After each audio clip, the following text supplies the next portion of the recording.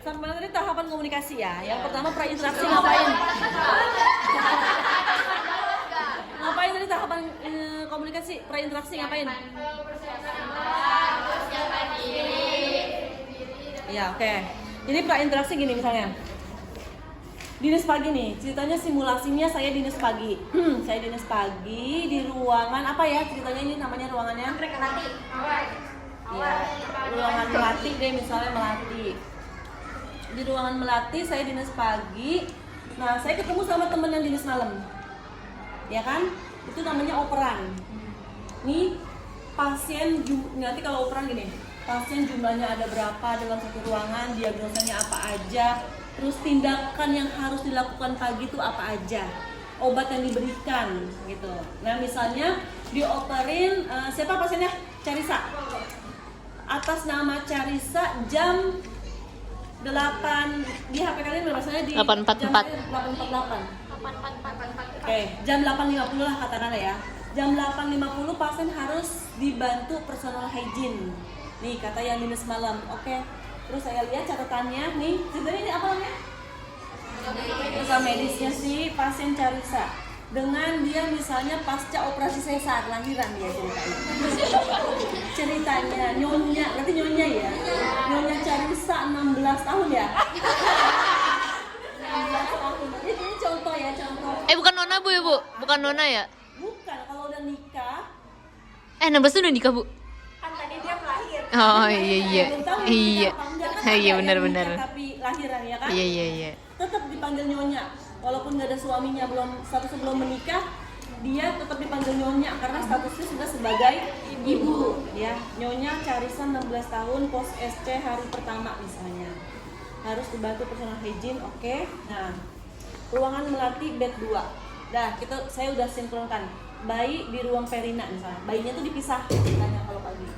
Sudah tadi habis ketemu sama ibunya, tapi kalau mau tindakan biasanya bayi harus dibawa ke ruang bayi sehat. Udah, terus mau melakukan tindakan personal hygiene, kita siapkan alatnya. Siapkan alatnya, Cering. Ada apa aja? Review Bu review ada apa aja Bu? Ada apa aja? Ya, saya pasti menjelaskan. Untuk personal hygiene, persiapan alatnya adalah yang pertama, saya kayak mau dia memasak ya. Ini ada apa namanya? Perlak ya, perlak kecil. Kemudian ini ada selimut pasien sebenarnya. Jadi nanti kan pasien dipakein selimut yang ada di situ kita ganti pakai selimut yang ini. Atau bisa kalau misalnya selimut pasiennya masih bersih, kita taruh selimut pasiennya, kita pakai selimut mandi. Boleh fleksibel. Yang jelas ini selimut ya untuk menutupi pasien. Handuk saya ambil 2. Kenapa tuh Bu? Satu handuk untuk kepala, satu handuk untuk badan.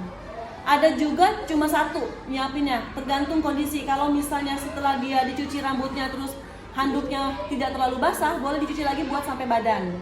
Tapi kalau misalnya sampai kepala udah basah, boleh diganti pakai handuk yang kering. Ya, itu handuk. Kemudian ini baju ganti pasien. Baju ganti pasien boleh disiapkan oleh kita, boleh disiapkan oleh pasien. Anggaplah ini baju disiapkan oleh kita, ya. Terus ada waslap 3. Waslap 3 pertama waslap untuk membasahi pasien, membasahi badan pasien. Terus ini yang kedua untuk menyabuni. Ya. Terus nanti mengeringkannya pakai handuk. Terus waslap yang ketiga ini khusus waslap organ genitalia. Jadi nggak boleh bekas muka, bekas badan dipakai buat cebok. Nggak boleh, ini harus sendiri. Oke. Terus masih di atas ada sisir. Sisir tahu ya buat apa? Ada bengkok. Saya siapkan bengkok 2. Satu nanti buat dia buang saat oral hygiene. Satu buat bahan-bahan atau alat-alat yang kotor. Ya. Terus ada cotton bud. Cotton bud itu buat apa? Bersihin telinga. Ada pasta gigi, sikat gigi. Ada kom kecil, ini sebenarnya isinya boleh pakai NaCl. Buat apa? Buat bersihin kuku. Ada bedak. Ada sampo, sabun, ada gelas. Buat apa gelas? Kumur-kumur saat oral hygiene. Ada bak instrumen yang berisi ini APD si perawat. Ini bak instrumen bersih bukan steril. Jadi boleh alat-alat bersih dimasukkan ke sini. Nanti kalian belajar apa sih bedanya alat steril dengan alat bersih. Terus penggunaannya, terus penyimpanan bagaimana. Ini bersih. Jadi boleh kita ambil pakai tangan telanjang, nggak pakai handscoon. Ada apa ini namanya? Cap. Nurse cap, masker, apron atau baraskop atau celemek, handscoon, ada kasa 2. Kasa 2 buat apa? Tutup mata pasien. Oh. Terus ada kapas 2 buat Telinga. tutup telinga pasien. Terus ini ada sikat kuku sama ada gunting kuku. Semoga nggak kurang. Kalau kurang nanti ini. Terus apa lagi? Nah, ini baskom, waskom berisi air hangat. Kalau bisa penuh, banyakin. Ini gayung, ini apa? Keranjang buat Baju pasien. baju kotor pasien. Terus ada pispot. Terus ada talang. Nah, talang air. Talang air ini buat apa coba kira-kira? Buat Ini keramas. pernak dan anduk buat apa? Keramas. Buat keramas ya. Jadi bikinnya gini. Lalu ini ada, kenapa saya bawa kain sama ember? Takut bocor. Iya, berceceran. Walaupun sebenarnya kenyataannya di lapangan itu untuk bekas-bekas tindakan kalau misalnya berceceran tuh ada petugasnya lagi ya, cleaning service. Tapi tidak ada salahnya kita tidak bergantung kepada orang lain, kita bisa Sendiri. maka kita lakukan sendiri. Ini cara bikin talang air begini. Bakekok.